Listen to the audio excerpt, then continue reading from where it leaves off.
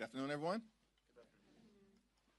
This is day 5 of the Trump Republican shutdown of the Department of Homeland Security.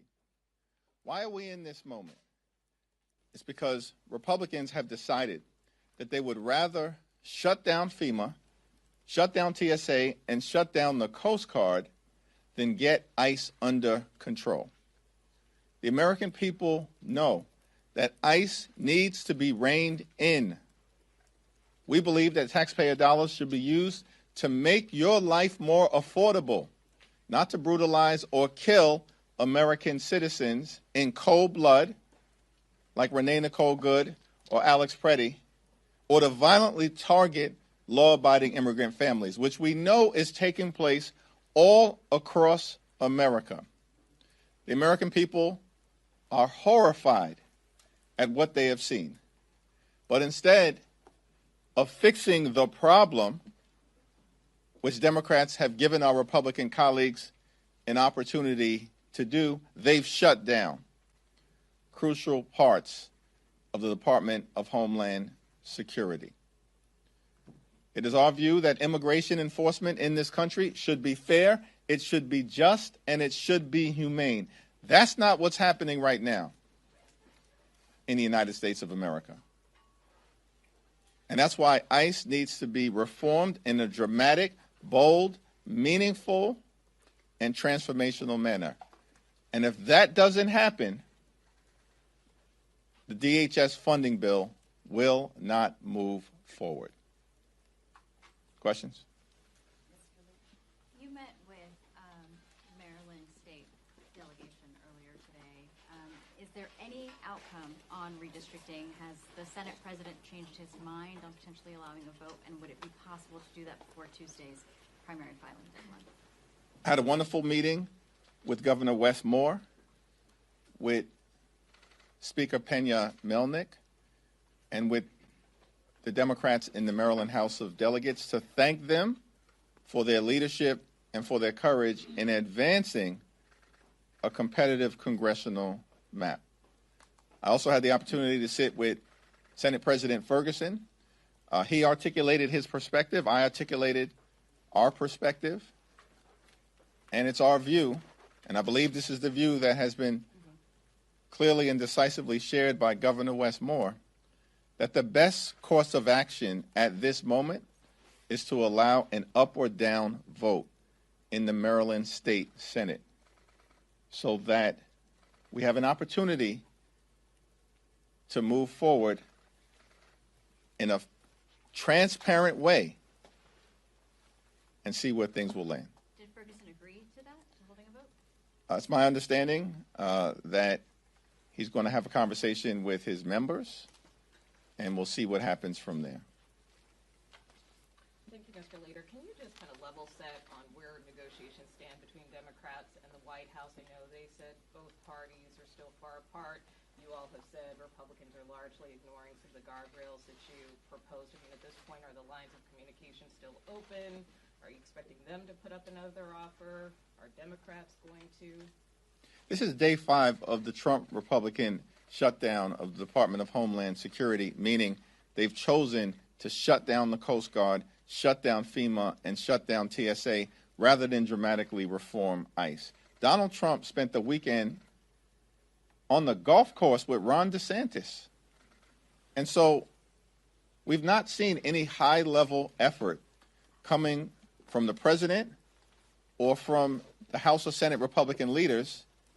We have no idea where they're at in the midst of a crisis of their own making.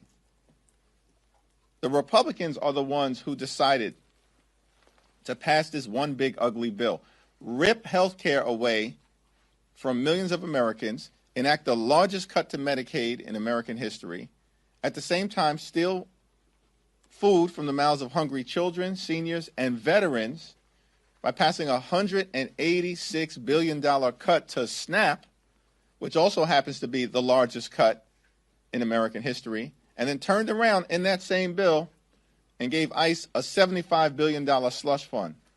So mass and untrained agents could be violently unleashed in American communities throughout the country.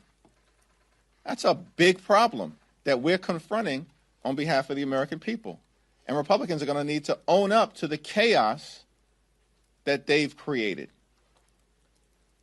particularly as we approach the State of the Union, which is in tatters right now. It's a disaster, and the American people know it.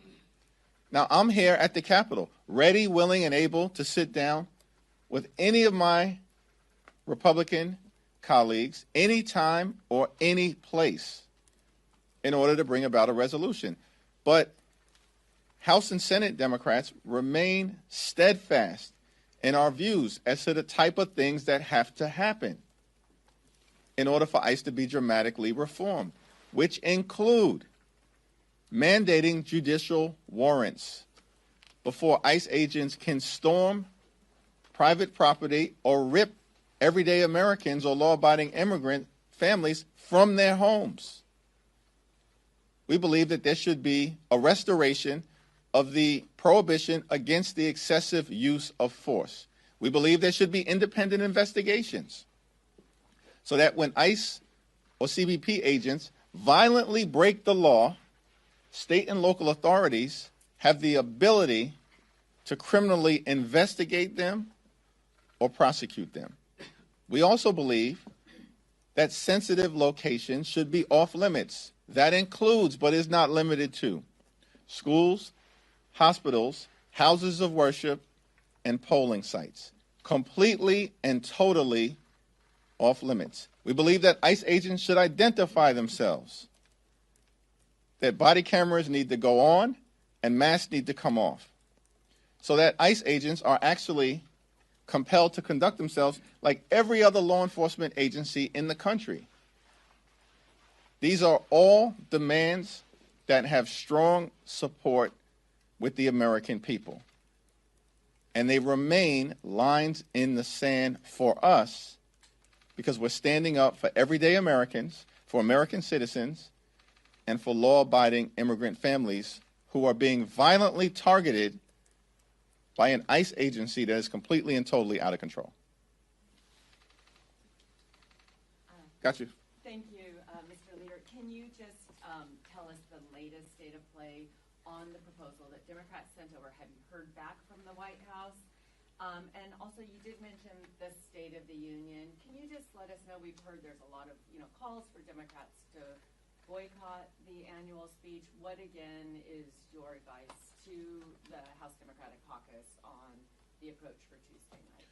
Well, as we approach the State of the Union address, my view remains the same, which is that the two options that are in front of us in our House is to either attend with silent defiance or to not attend and send a message to Donald Trump in that fashion, which will include participation in a variety of different alternate programming that is going to take place in and around the Capitol complex. And then the state of play on the proposal that Well, in terms of the state of play on the current proposal, we've responded. We've reiterated our perspective on the types of things that are absolutely necessary in order for a DHS funding bill to move forward, all anchored in this principle that ICE needs to conduct itself like every other law enforcement agency in the country and stop using taxpayer dollars to brutalize the American people. And the ball is back in the court of the White House because they have our most recent response, and we await reaction from them. You outlined two different possibilities for Democratic members for the State of the Union. Do you plan to attend, and which of those options will you take? My current plan is to attend. We're not going to Donald Trump's house. He's coming to our house. It's my view that you don't let anyone ever run you off of your block. Can you share why Democrats haven't given us any details with your counterproposal and why negotiations have been a bit under wraps the last week or so? Well, listen, I think that I just articulated 5, 6, or 7 items that are part of what Democrats believe are necessary in order to dramatically reform ICE and get this rogue agency under control.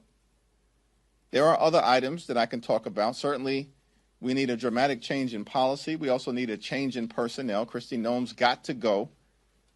Why she's still around when Alex Preddy was killed in cold blood on January 24th is beyond me. It sends a message that these Republicans are not serious about doing the types of things necessary to rein ICE in. We believe there should be a prohibition against racial profiling, ethnic profiling, and language profiling. That's not the American way. That's the Trump way.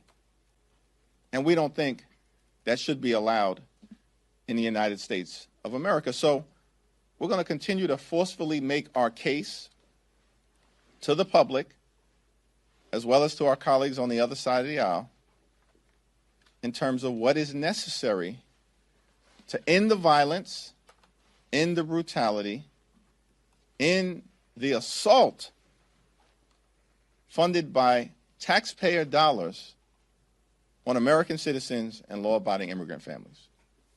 Thanks. Second row. Mr. Jeffries, do you have any thoughts on Congressman Tony Gonzalez, who reportedly had an affair with an aide who died by suicide last year? I'm unfamiliar with the details of that situation, so I have no further comment.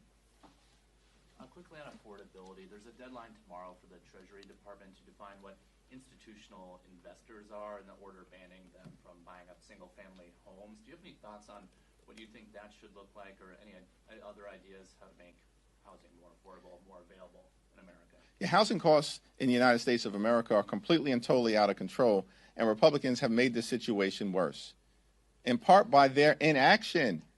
These extremists spent all of 2024 promising to lower the high cost of living. In fact, Donald Trump said it would happen on day one. And the real state of the economy right now is that housing costs haven't gone down, they've gone up. And Donald Trump has done nothing about it. We have to legislate in this space. Yet, the Republican priority has been anchored around ripping health care away from the American people, as opposed to actually trying to make life more affordable in housing, in health care, in child care, in terms of utility bills, and of course as it relates to groceries and goods, where because of Donald Trump's reckless tariffs, the Trump tariffs, the price of groceries and goods in the United States of America is going up, and the Trump tariffs are causing everyday Americans to pay thousands of dollars more in additional expenses per year. We all understand that in order to get housing costs under control here in this country, we need to build more housing that is affordable to working class Americans, middle class Americans, and everyday Americans. Because right now, the demand for housing that is affordable to everyday Americans is here, and it greatly exceeds the supply. And so we have to bring that into balance. And we said from day one of this presidency that we will work with any one of our colleagues on the other side of the aisle if they're actually committed to driving down housing costs or costs for everyday Americans. But they decided to take a my way or the highway approach to jam this one big ugly bill down the throats of the American people. And that's why the American people now, across the board, understand Republican policies have failed. They failed on the economy. They failed on lowering costs. They failed on housing costs. They failed on health care. They're failing on immigration enforcement. They are a complete and total failure. It's one of the reasons why they're losing elections all across the United States of America and why they're trying to gerrymander the national congressional map, which we have forcefully pushed back against and will not allow to happen. Congresswoman Valerie Foushee is facing a primary challenge from Nita Alam. She's backed by Bernie Sanders. Can you comment on that primary, which is coming up in just a couple weeks in North Carolina?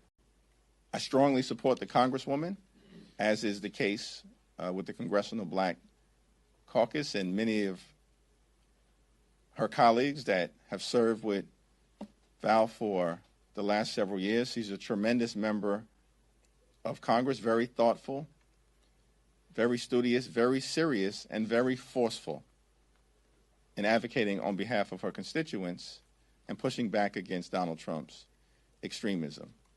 For us in the House, primaries are a way of life. That's just the reality. You know, the framers decided that the House would be the institution that is closest to the American people, to reflect the hopes, the dreams, the aspirations, the fears, the concerns, the anxieties, the life experiences, and in the words of the framers, the passions of the people. And one of the ways in which they effectuated that dynamic is to give the House a 2-year term.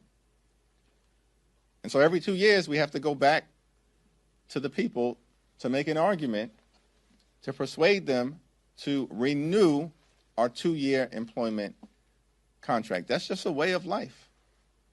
It must be nice to have a 6-year term. But we don't have that luxury. And so that's going to mean, in many districts across the country, that there will be active primaries. And we embrace that as a reality of what the House is supposed to represent. But at the same period of time, I stand behind every single one of my Democratic colleagues. From the most progressive, Representative Ocasio-Cortez, to the more centrist ones like Tom Suozzi, and everybody in between. I stand behind all of them. I'm going to do everything I can to make sure that they're all reelected. Leader Jeffries, in regards to State of the Union, do you have any concerns about having such a high-profile major security event that has a lot of Secret Service responsibilities during a DHS shutdown? You know, the administration is ultimately going to have to make the decision as to whether it's appropriate optically to come up to Capitol Hill in the middle of Republicans deciding to shut down the Department of Homeland Security. At this particular point in time, with House Republicans barely in the majority and narrowly holding on with great desperation, the invitation to a State of the Union address, of course, is extended by Speaker Mike Johnson. And so we'll see what happens over the next couple of days. But it is somewhat challenging beyond the security situation that Donald Trump is going to come up to Capitol Hill when we know the real state of the economy is failing, the real state of health care failing, the real state of immigration enforcement failing. The State of the Union is falling apart, and the American people know it. That, to me, is the significant challenge that Donald Trump will confront in coming up to Capitol Hill to try to lie, spin, and misdirect the American people, and it's not going to work. Have you spoken to Speaker Johnson about Randy Fine's comments that you posted about on X? I have not had a conversation with Speaker Johnson yet about the so-called congressman's comments that were disgusting and part of a long track record of disgusting comments, Islamophobic comments, and xenophobic comments that he's made. Now, Mike Johnson has spent a lot of time talking about decorum. Get your members under control, because if you don't, we will. Thank you, everyone.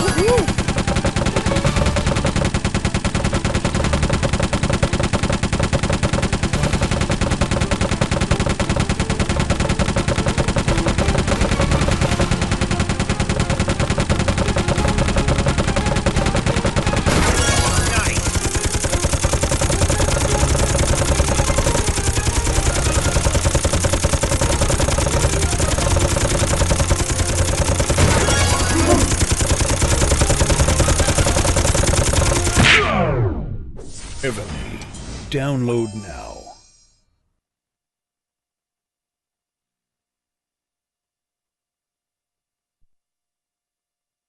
Did you know cold calling nearly doubles your email reply rate even if you don't connect live? Abstract's omni-channel approach ensures your message is delivered to the right B2B decision makers so you have more solid meetings and close more business. Visit abstractmg.com. You are taking a live look at the White House at this hour, and I actually want to pop this up on your screen as a new report this morning from Axios claims the U.S. could be moving toward military action in Iran, despite officials from both the U.S. and Iran saying it appears Tuesday's nuclear